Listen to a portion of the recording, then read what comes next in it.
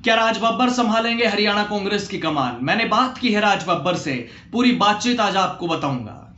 Party किस चेहरे को अध्यक्ष बनाने पर विचार कर रही है, किसकी चलेगी, हुड्डा, शैलजा, सुरजेवाला या फिर इन सब से अलग कोई नया चेहरा इस बार हरियाणा कांग्रेस का कप्तान होगा? गुटबाजी खत्म होगी या फिर और बढ़ जाएगी? कब तक संगठन बन जाएगा? राहुल गांधी को खुद मैदान में उतरना पड़ा था, उनके निर्देशों का क्या हुआ? दोस्तों नमस्कार, मैं आपका यार जतिन पत्रकार। कांग्रेस किसको कमान सौंपेगी हरियाणा में, इसकी चर्चा जोरों पर है। जिला स्तरीय संगठन भी बनना है, एक दशक हो चुका है, लेकिन अब उम्मीद है कि बन जाएगा, क्योंकि लगातार 3 विधानसभा चुनाव हारने के बाद राहुल गांधी खुद इस बार मैदान में उतरे हैं और संगठन की प्रक्रिया चल रही है, उनकी नजर है इस पर। लेकिन इसके साथ ही प्रदेश अध्यक्ष भी बदला जा सकता है कांग्रेस का। फिलहाल उदय भान इसकी जिम्मेदारी संभाल रहे हैं, इस पद पर उदय भान है अप्रैल 2022 से। लेकिन उनके नेतृत्व में पार्टी विधानसभा चुनाव हार गई। तब से ही नए कांग्रेस प्रदेश अध्यक्ष की चर्चाएं चल रही हैं कि प्रदेश में पार्टी के नए प्रधान कौन होंगे। चर्चा है कि पार्टी किसी गैर जाट चेहरे को कमान सौंप सकती है। वो दलित भी हो सकता है, पंजाबी भी हो सकता है, यादव भी हो सकता है। ऐसे में पार्टी के एक बड़े पंजाबी चेहरे राज बब्बर से मैंने बात की, जो हरियाणा में एक्टिव होते दिख रहे हैं। लोकसभा चुनाव भी उन्होंने लड़ा, गुरुग्राम लोकसभा सीट से बीजेपी के राव इंद्रजीत के खिलाफ और कड़ी टक्कर दी। हार गए, लेकिन काफी टफ फाइट रही, इसलिए अपनी जीत पर राव इंद्रजीत भी ज्यादा खुशी नहीं जता पाए, क्योंकि जीत उम्मीद से काफी छोटी थी। जीत का मार्जिन बहुत कम था। गुरुग्राम में 2.5 से 3.5 लाख वोटों से जीतने वाली राव इंद्रजीत सिंह की जीत का मार्जिन इस बार निचले स्तर पर रहा। तो कांग्रेस के बड़े पंजाबी फेस राज बब्बर से मैंने बात की और उन्होंने कहा कि 11 साल से संगठन नहीं होने का कोई एक कारण नहीं है। 3 अध्यक्ष रह चुके और मेरा कुछ भी कहना अभी उचित भी नहीं है। राहुल गांधी चंडीगढ़ आए थे, पूरी टीम काम कर रही है, सब मिलकर काम कर रहे हैं। कांग्रेस प्रदेश प्रभारी बीके हरिप्रसाद संज्ञान ले रहे हैं। जब मैं यहाँ पर आया था चुनाव के लिए तो मुझसे कहा, मुझे लगा बहुत बड़ा संगठन होगा, लेकिन जब पहुंचे तो पता चला कि यहाँ तो ऐसा कुछ भी नहीं है जो हम सोच रहे थे। लेकिन अब इलेक्शन में तो जाना ही था।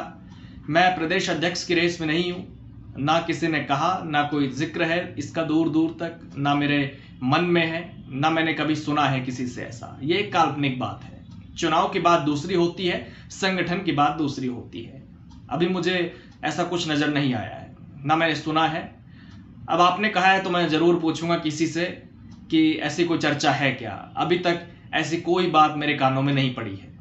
उन्होंने कहा कि अगर ऐसी कोई बात हुई तो जतिन जी मैं आपको जरूर बताऊंगा। उन्होंने संगठन पर प्रतिक्रिया दी और खुद के प्रदेश अध्यक्ष बनने की बात को नकारा है। वैसे मैं आपको बता दूं कि राज बब्बर के पास अच्छा खासा अनुभव है। यूपी में भी वो पार्टी की कमान संभाल चुके हैं और वो भी 2 बार लोकसभा सांसद भी रहे हैं, राज्यसभा सांसद भी रहे हैं। यूपी में अलग अलग सीटों पर अपना जलवा बिखेरने के बाद वो पहली बार हरियाणा की गुरुग्राम लोकसभा सीट से चुनाव लड़े। 2024 में चुनाव से कुछ दिन पहले ही अचानक से पार्टी ने गुरुग्राम सीट से उनको प्रत्याशी बना दिया, जिसका जिक्र उन्होंने मुझसे बातचीत में भी किया। इसलिए इस बात से इनकार भी नहीं किया जा सकता कि पार्टी उनको प्रदेश कांग्रेस की जिम्मेदारी ना दे, क्योंकि राज बब्बर को आलाकमान के खास नेताओं में गिना जाता है, उनकी खास नेताओं में गिनती होती है। पार्टी के कहने पर ही राज बब्बर गुरुग्राम सीट से चुनाव लड़े और आजकल उनका ये बयान कई बार सुनने को मिल चुका है कि मैं तो यहाँ पर बसने आया हूँ। मैं यकीन मानिए, मैं जब आया था यहाँ ये सोच के आया था कि यहाँ बहुत बड़ा संगठन होगा, क्योंकि सरकार थी हमारी यहाँ। नहीं मिला संगठन, कोई बात नहीं, लेकिन बहुत अच्छे लोग मिले जिनके बीच में मैं चला और मैं अब चलता रहूंगा। मेरे 3-4 महीने यहाँ अर्थ में ऐसा चुभन सा होता है कि संगठन होता तो राज बब्बर सांसद होते। देखिए, सांसद हुआ या नहीं हुआ, मुझे लोगों ने यहाँ पर ये नहीं माना कि मैं हार गया हूँ, ये मानते हैं मुझे कि मैं पीछे रह गया। और अगर मुझे और 10 दिन मिल गए होते तो आपकी ये लड़ाई नहीं होती, ये चुनाव एक तरफा होता। मुझे उनको देख के, उनकी बातें सुन के अच्छा लगता है। और जहां तक सवाल है संगठन का, जहां तक मुझे अब लग रहा है कि संगठन बनेगा, क्योंकि प्रक्रिया चल रही है। और मैंने आपका कहा ना कि मुझे नहीं मालूम कि मेरी पार्टी मुझे टिकट देती है या नहीं देती। मैं उसकी इंतजार में नहीं हूं कि मैं चुनाव लड़ूं, लेकिन मैं इसकी इंतजार में जरूर हूं कि जो मैंने वादा किया अपने कि अपने बुजुर्गों की इस प्रदेश में मैं बसना चाहता, बसूंगा। धन्यवाद। इसके अलावा पंजाबी चेहरे के रूप में एक नाम और भी है जिनकी प्रदेश अध्यक्ष की रेस में चर्चाएं हैं, अशोक अरोड़ा, जो थानेसर से विधायक भी हैं कांग्रेस के और इनेलो में रहते हुए प्रदेश अध्यक्ष का पद भी उन्होंने संभाला था। चौटाला परिवार के काफी करीबी थे जो 2019 में कांग्रेस में आ गए थे, हालांकि 2019 में वो हार गए थे। इसके अलावा दलित चेहरे के तौर पर गीता भुक्कल और वरुण चौधरी का भी नाम काफी चर्चित है। साथ ही यादव के तौर पर अगर बात की जाए तो राव दान सिंह का नाम बहुत चर्चा में है, जो महेंद्रगढ़ जिले से आते हैं, जो हुड्डा के काफी करीबी हैं।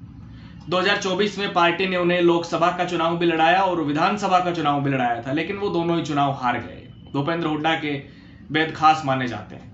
तो गैर जाट चेहरे को कांग्रेस प्रदेश अध्यक्ष बना सकती है, क्योंकि जाट चेहरे को नेता प्रतिपक्ष बनाया जा सकता है और जाट नेता के रूप में हरियाणा कांग्रेस में सबसे बड़ा नाम भूपेंद्र हुड्डा है, जो 2019 से 2024 तक भी लीडर ऑफ अपोजिशन थे। वैसे अभी 9 महीने हो चुके हैं विधानसभा चुनावों को, लेकिन अब तक कांग्रेस नेता प्रतिपक्ष का चयन नहीं कर पाई है और कांग्रेस के मौजूदा प्रदेश अध्यक्ष उदय भान ने एक चैनल से इंटरव्यू के दौरान यह भी कहा कि जिला स्तरीय संगठन, प्रदेश का संगठन, नेता प्रतिपक्ष, इन सब का जवाब जुलाई में मिल जाएगा। यानी दावा किया जा रहा है कि संगठन भी और नेता प्रतिपक्ष का नाम भी इसी महीने घोषित किया जाएगा, यानी कि जुलाई के अंदर। हालांकि संगठन को लेकर दावे तो सालों से हो रहे हैं, पार्टी को नुकसान भी हो रहा है, लेकिन अभी तक तो संगठन बना नहीं है कांग्रेस का, सालों से हम देख रहे हैं। खैर देखते हैं इस बार क्या होता है। हालांकि इसके लिए राहुल गांधी खुद भी सतर्क है, इसलिए ऑब्जर्वर्स ने भी अपना काम, अपना होमवर्क पूरा करके ऊपर भेज दिया है। कहा जा रहा है कि जल्द ही लिस्ट जारी हो सकती है और फिर जल्द नए प्रदेश अध्यक्ष का ऐलान भी संभव है। देखते हैं पार्टी किसको जिम्मेदारी देती है जो गुटबाजी को दूर करने में कामयाब हो पाए, क्योंकि कांग्रेस की गुटबाजी पर न सिर्फ बीजेपी जुबानी प्रहार करती रही है, बल्कि विधानसभा चुनाव में राहुल गांधी भी खुद गुटबाजी को दूर करके एकजुटता का संदेश दे रहे थे। नारायणगढ़ में मंच पर शैलजा हुड्डा के हाथ मिलवाए थे राहुल गांधी ने। ऐसे में पार्टी की कमान किसके हाथ में जाएगी, ये देखना बेहद दिलचस्प होगा। नमस्कार।